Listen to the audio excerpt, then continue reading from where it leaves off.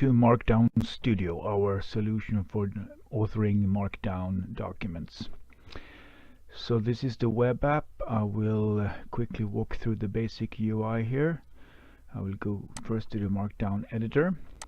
I have here an empty document, and then I will show you how to show more of the sidebars, because I'm gonna add some text by quickly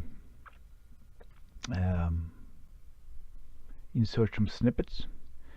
So I sign into Google, and then I get access to my snippet documents, which are tiny Markdown documents that I can quickly insert into my document like this.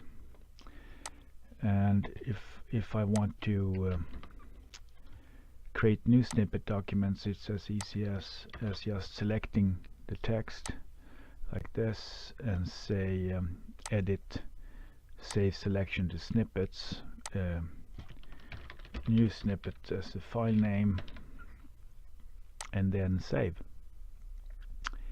And then I will have a new snippet file in my collection, and I can just click over here and insert it again.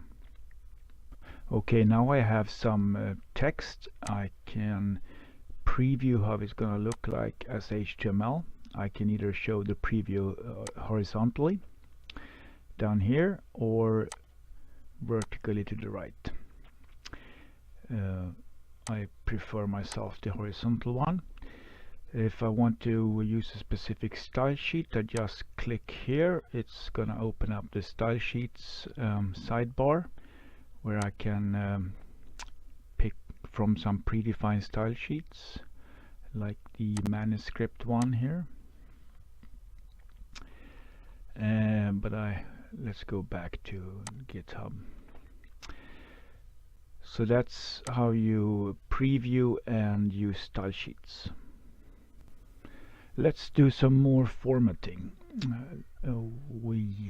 Let's insert a table. I go to table. I can insert just an empty table with number of rows and columns, or I can import data. I can import from Google Spreadsheets, import a CSV file from my hard drive, import just tabulated text, or in this case I'm just going to generate some demo data.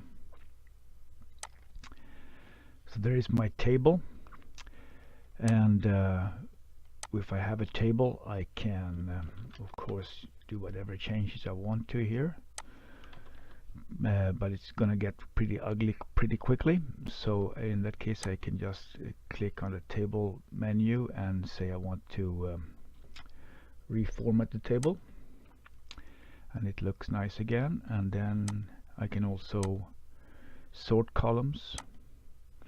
I can align columns, etc. The rest of the formatting is done via the markup drop down. I can mark text bold, italic, the regular stuff, or I can use the insert menu to insert rulers, mark as code blocks. And I'm going to show the embedding image feature. So let's say I want to embed an image as space 64 data. I can choose the image from my hard drive, from my Google Drive, or grab an image from the web. In this case I'm gonna first type the alt text and then go and choose a file from my hard drive. I'm gonna pick a small version of our logo here, open that one, and there it is, and click OK. And let's turn off the preview for a second here, and here it is, the markup for the image and the definition of the image at the end of the document. The Studio also has support for the emoji extension. If I click over here, I get a list of the complete collection of available emojis. I can search for one here. Let's search for police. Let's say I want to have a police woman here. I just click the insert. I can go to preview, and you see I have the emoji down there. If I really like this emoji, I want to use it often, I can add it to my fav collection, which is stored as a file on my Google Drive. So if let's turn off the preview again, and I can erase this one, and I can now go back to my fav collection, and I have a few ones here. I just click on it here and it's back there.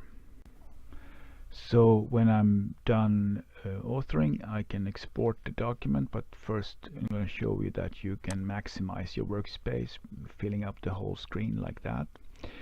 But okay, I want to export the file, or if you want to just save it to your Google Drive, I have here save to Google Drive, save to my hard drive. I can save to browser storage, but then if I want to export as HTML, I select that option.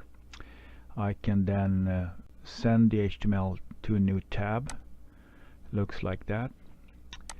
I can upload the HTML to my Google Drive, save to my local hard drive, or copy to the clipboard. So that's it, the quick walkthrough of our Markdown Studio web app.